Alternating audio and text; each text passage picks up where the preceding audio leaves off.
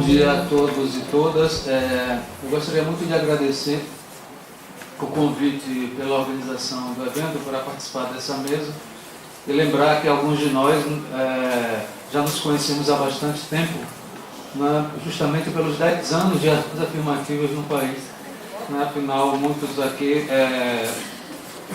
nós fomos de algum modo partícipes, né, de todo esse processo de modo mais singular. Eu estava me lembrando há pouco que ao pensar essa mesa sobre 10 anos de ações afirmativas, é muito sintomático o que está ocorrendo nesse país nas últimas 5 semanas. Né? Se tiverem conhecimento de mais exemplos, por favor, elenque-os. Há cerca de 2 semanas, uma mesa sobre os 10 anos de ações afirmativas ocorreu na Universidade Federal de Sergipe. Na semana passada, Pablo Gentili lembrava 10 anos de ações afirmativas, um evento na Universidade Estadual do Rio de Janeiro. Hoje, 10 anos de ações afirmativas na Universidade Federal da Bahia. Na próxima sexta-feira, a mesma temática, o mesmo tipo, na Universidade Estadual da Bahia, no campus Juazeiro. E na semana seguinte, na sexta-feira, dia 7, também com o mesmo tema e uma mesa similar na Universidade Federal dos Pampas, no Rio Grande do Sul. Né? Isso somente para dar uma imagem, né, do que acontece no país acerca da reflexão dessa política que as universidades adotaram e o modo como vem sido apontado a reflexão, menos do que seja uma efeméride. Né? Nós, nas sociedades, gostamos muito de nominar tempos, datas, inclusive nominações. Mas se trata menos de uma efeméride e mais de uma política que, a meu modo de ver, significou muito pensar a dinâmica tanto nas nossas instituições universitárias, mas também a dinâmica na sociedade brasileira. Né? Eu acho que se nós pensarmos 2002 a 2012, nós vamos verificar que as universidades, na minha avaliação, elas não são mais as mesmas, as universidades federais e estaduais. Né? Assim como a sociedade brasileira não é mais a mesma há cerca de 10 anos, no que sempre foi o grande imbróglio, né, que atravessou o século XIX ou XX, que é a temática das relações raciais. Né?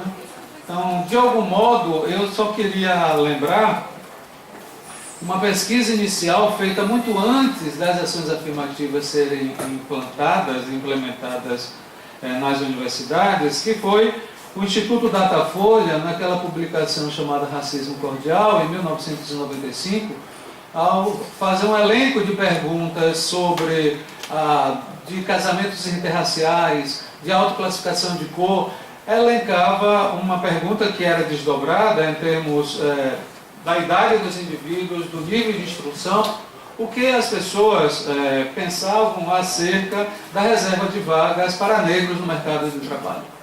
Observe que o resultado era 46%, né, que dizia não, né, na sociedade brasileira, a qualquer adoção de política de reserva no mercado de trabalho, a 45% que dizia sim. Né? Então nós tínhamos aí uma tensão explícita nos números que, no ano de 2007, o mesmo Instituto Datafolha vai fazer uma nova pesquisa e a revelação é o contrário. Né? Mais de 65% da população brasileira apoiava a adoção de reserva de vagas para negros no mercado de trabalho e também no sistema superior, no ensino superior, e esse número crescia quando era uma reserva de vagas somente para pobres. Né? Então, a gente nota de antemão, nesse intervalo de tempo, uma mudança significativa da percepção da população sobre as desigualdades.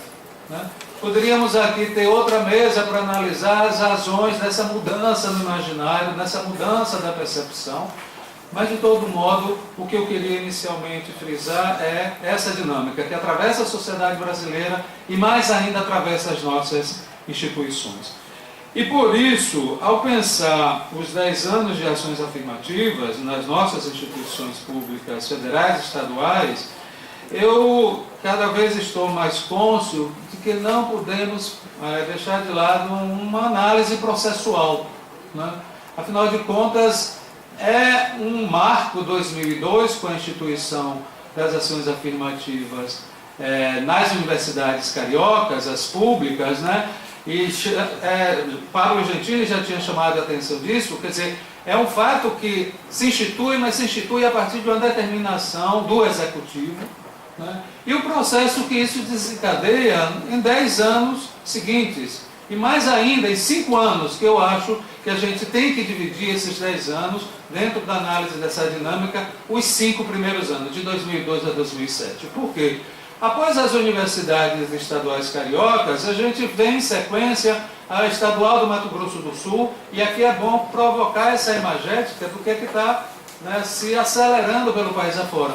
É a Estadual do Mato Grosso do Sul, é a Estadual da Bahia, com processos diferenciados, entram em cena as universidades federais, a Universidade de Brasília, Universidade Federal do Paraná, Universidade Federal de São Paulo, Universidade Federal da Bahia. Isso vai no âmbito, né, como se fosse uma bola de neve, que no ano de 2006, né, nós que nos dedicávamos a fazer não só o acompanhamento, mas de pensar, de discutir, né, desde a Universidade Federal de Santa Maria, que vinha convite, desde a Universidade Federal do Pará, nós não tínhamos a menor ideia de como ia a cada mês se gestando novas adoções, né? Eu cheguei a fazer o cálculo em 2006, que pelo número que era significativo, a cada 3 meses, 5 universidades públicas, federais e estaduais, passavam a discutir e a propor algum tipo de mudança, né? Então a gente tem um crescente que vai até o ano de 2007. E o que é mais interessante durante todo esse processo, né? Que aí vem a grande diferença do que aconteceu, e já até sido minha crítica, né, do que aconteceu com o Congresso Nacional elaborar uma lei e o Palácio do Planalto, a presidenta Dilma, sancionar a lei, né? Quer dizer, durante todo esse processo, até o ano passado, o que nós temos são, ou foram, né, instituições que, com exceção das universidades estaduais cariocas, instituições que tomaram a iniciativa de, né, adotar algum tipo de política. Mas elas não adotaram de modo uniforme, né? Quer dizer, elas adotaram de modo completamente distinto, pelos percentuais, né? Algumas adotaram 10%, outras 20%, outras 25%, outras separaram 20% para negros, outras para 20% para a escola pública. Outras universidades adotaram simplesmente cotas para indígenas, como aconteceu com a Universidade Federal do Tocantins. Outras universidades criaram reserva de vagas para estudantes originários do próprio, estudantes de escola pública, originários do seu próprio estado, quer dizer, uma reserva de vagas regionalmente, né? Outras criaram, né, cotas exclusivamente para negros, sem sinalizar a escola pública ou privada. Outras criaram cotas para negros, mas não pela autodeclaração, né? Ou mesmo se fosse uma autodeclaração, haveria que ser checada através de uma comissão, a exemplo da Universidade de Brasília, a Universidade Federal do Paraná, né? Então a gente tem durante todo... É um bate-pum. Durante todo esse processo, de 2002 a 2007, avança por 2008, um processo em que nós temos que visualizar a tensão, né? Quer dizer, uma tensão no âmbito do espaço público, uma tensão fomentada, inclusive, pela mídia, que majoritariamente era contrária, né? E até hoje o é, né? Começa a ter mudança, mas a gente pode avaliar as razões dessa mudança posteriormente. Mas essa tensão era explícita no ambiente público, era explícita na mídia televisiva, na escrita, e também era explícita nos nossos ambientes universitários, né? Quer dizer, uma tensão em que cada vez mais as universidades queriam discutir os seus conselhos, ou mesmo o grupo de professores. Essa dinâmica ela é riquíssima, porque a gente viu a seguinte situação. Houve iniciativa nesse cômputo geral de instituições universitárias tanto o Pablo quanto o Nilma falavam, citavam os 70 instituições, universidades, mas se a gente somar centros universitários e institutos federais, no ano de 2011, são mais de 100, em torno de 130. Né? Então, por aí dá para perceber o que é que estava se gestando. Essas tensões, elas apareceram das mais variadas formas.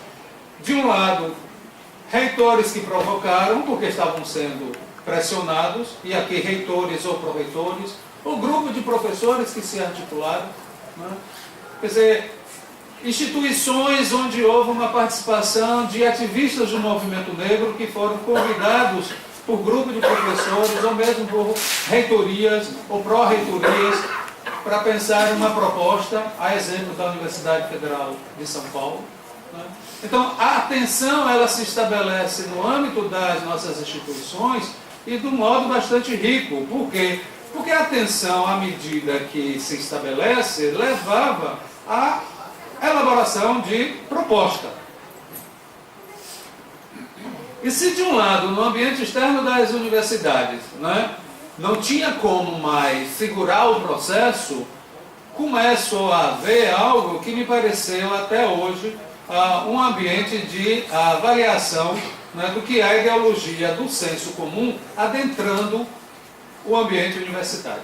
Criou-se uma dicotomia, né, que por um lado muitos de nós caímos, né, no jargão nordestino, na esparrela ou no redemoinho, que foi criar uma divisão, né, binária entre cotas raciais e cotas sociais. Né? Então isso vai atravessando todo esse período e a mídia estimula e as universidades começam a discutir e aí a gente tem um quadro que era cotas para estudantes das escolas públicas que foram denominadas, curiosamente, de cotas sociais.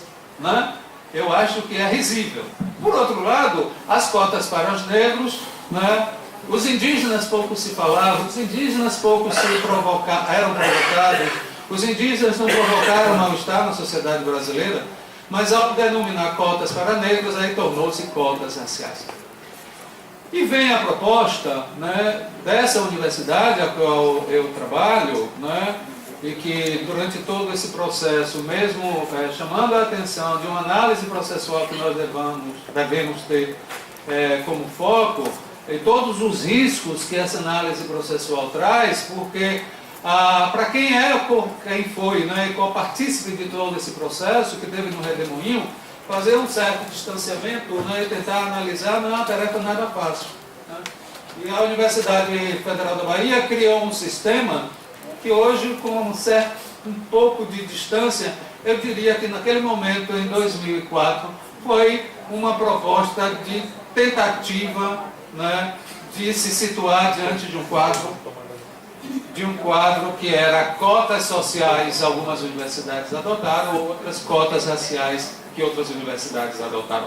A UFBA cria o que eu chamo de equilíbrio dos contrários. Né? O que é equilíbrio dos contrários? Criar cotas na partida para estudantes das escolas, oriundos das escolas públicas, mas dentro dessa cota, uma divisão percentual para estudantes que se autodeclaram pretos e pardos ou que se autodeclaram não negros. Né? E depois cria as cotas de 3% para estudantes de escola pública que se autodeclaram indígenas.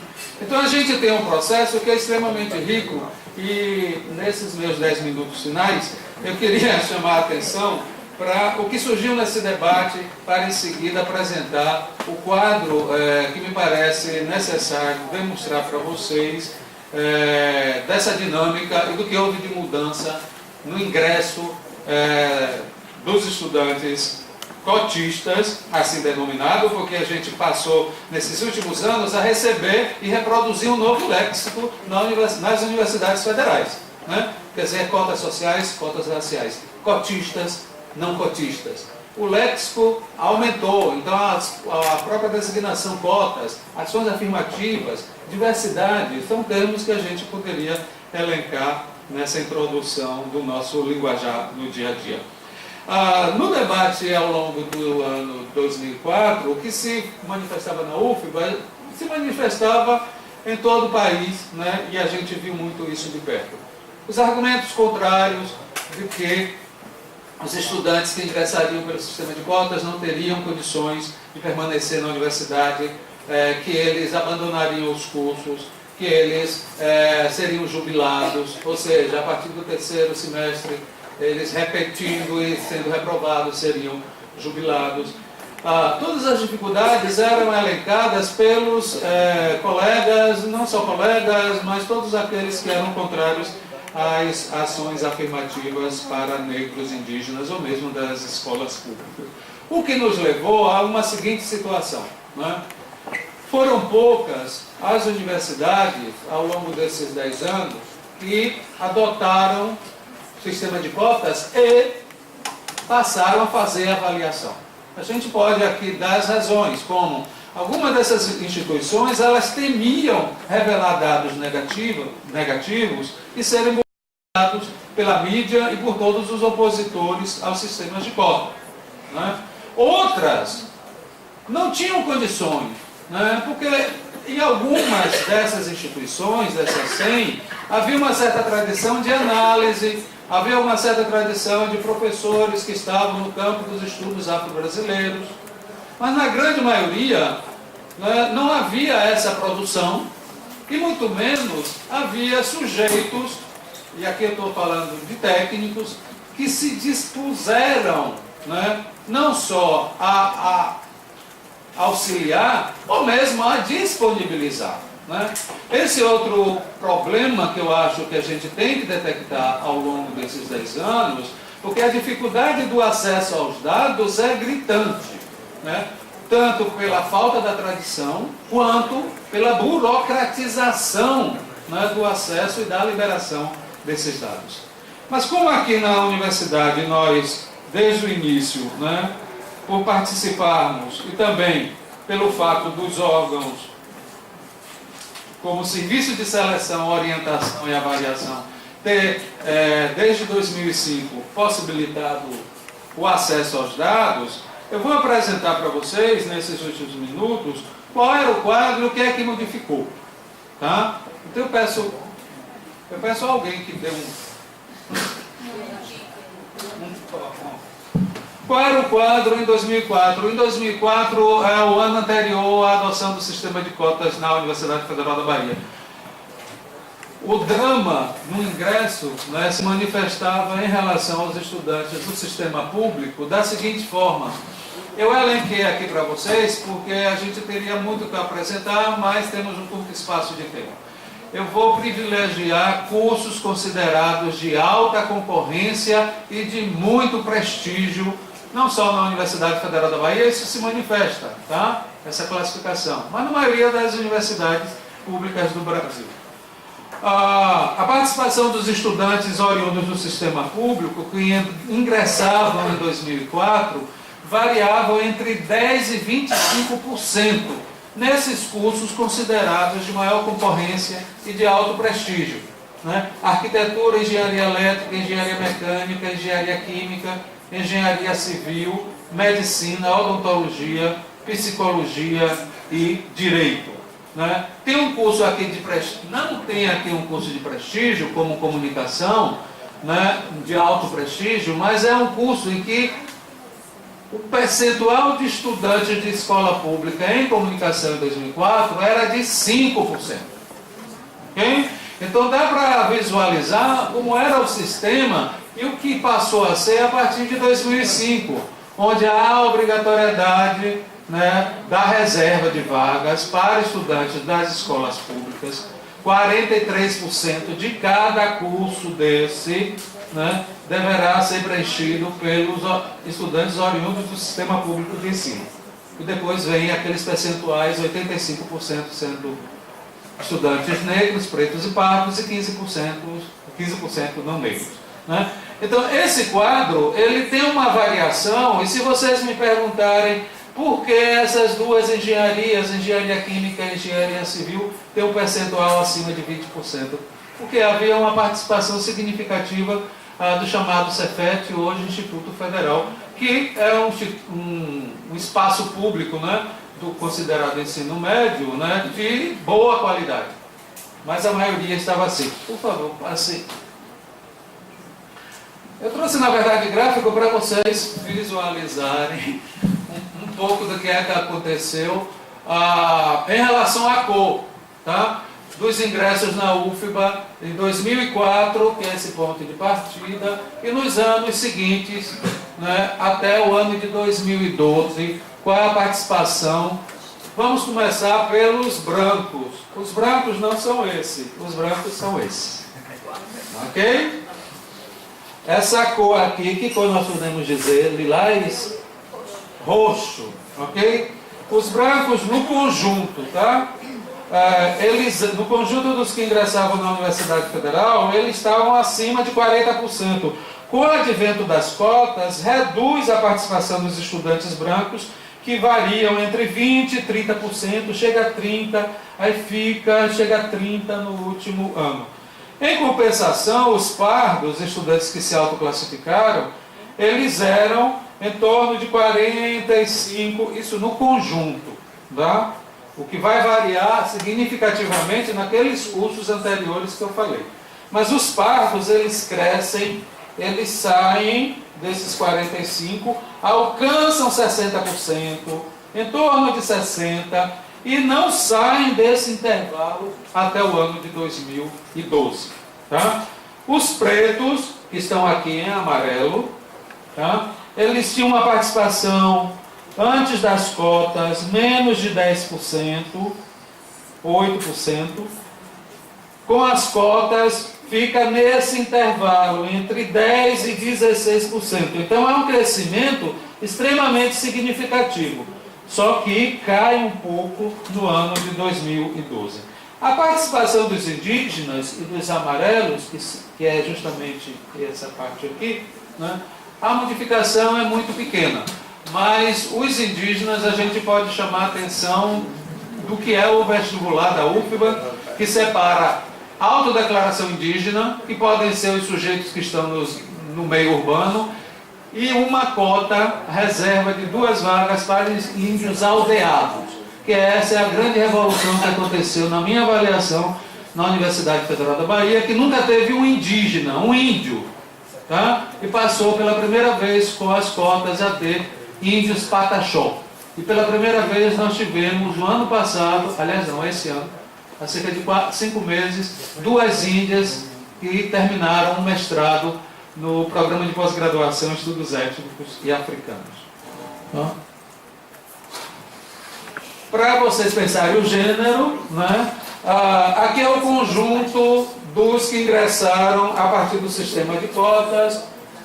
O gênero feminino é justamente o rosa, o lilás é o masculino. Se vocês observarem, há um crescimento significativo do gênero feminino nos últimos 4 anos, tá? Mas isso é no conjunto dos estudantes. Por quê? Porque ainda há cursos daqueles de prestígio em que o universo ainda é masculino, majoritariamente masculino, o universo das engenharias. O sistema de cotas não provocou alteração aí, tá? Nesses cursos das engenharias. Né? Mas se a gente observa a medicina, há uma variação, eu não trouxe, mas há uma variação entre o masculino e o feminino, dependendo do ano. Né? Mas a odontologia e a arquitetura também permanecem como ambiente que já se encontravam antes. Para os minutos finais. Aqui a gente pode, não sei se dá tempo mais, pelos minutos finais, é uma distinção que eu fiz de quem é quem. Quer dizer, não basta olhar mulher, não basta olhar homem, e não basta olhar cor. Tem que olhar por cor e gênero. Né? E aí a gente vai tendo uma variação, que é a variação significativa. Os homens pardos, tá? O crescimento é maior dos homens pardos. Cai no vestibular de 2011 e cresce um pouquinho em 2012. Né? Isso eu acho que a gente necessariamente tem que olhar com calma, porque o espaço que a gente diz universitário, que foi provocado por um maior número de ingressos de negros nas universidades públicas federais, tem que ter uma vírgula. A gente tem que olhar aí pretos e pardos. Cada vez que eu olho os dados, eu tenho uma certa resistência de falar em negros. Eu acho que a gente tem que separar, porque nesse conjunto negro, a percepção de quem mais se beneficia, o que ainda dá por se beneficiar, tem uma diferença significativa, não só entre pardos e pretos, mas entre mulheres pretas e mulheres pardas. É algo que as pesquisas do mercado de trabalho já tinham, né, apontado isso há mais de 15 anos.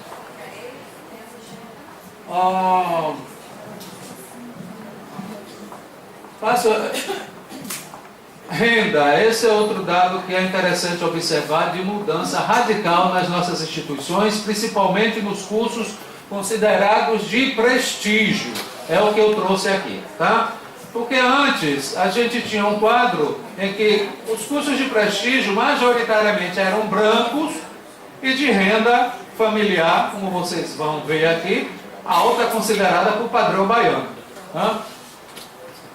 O impacto significativo nesses cursos. Em odontologia, os que declararam ter uma renda familiar de 1 a 3 salários mínimos, em 2004, antes das cotas, era 4,1.